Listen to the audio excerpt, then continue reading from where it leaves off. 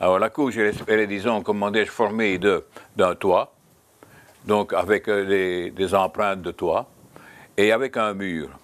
Puisque la couche de charbon, c'est une formation d'une forêt qui a été transformée en charbon.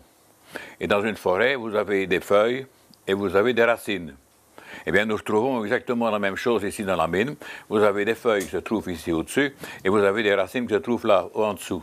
Et on voit la distinction très, très nette entre une pierre de mur et une pierre, disons, de toit. La pierre de toit est bien stratifiée, avec des empreintes, disons, de feuilles là-dedans, tandis que l'autre est tout mélangé. Alors, pour pouvoir éventuellement creuser dans le chassage, on commençait par enlever le charbon sur 2 mètres de long. Si la pierre n'était pas bonne, on mettait parfois des soutènements provisoires en bois. Et puis alors, à ce moment-là, on forait des trous au-dessus, jusqu'à la couronne, et en dessous. Ces différents trous étaient disposés de telle façon qu'on puisse éventuellement faire sauter en premier lieu la pierre du dessus, la pierre d'en dessous, et à redescendre au fur et à mesure vers le bas. Et on pouvait faire cela avec des explosifs et avec des détonateurs qui étaient à retard. Donc les détonateurs sont millimétrés, et en fonction, disons, de millimètres, disons, d'explosifs qu'il y a à l'intérieur, le temps est différent.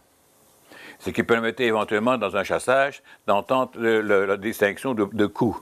On entendait boum, boum, boum.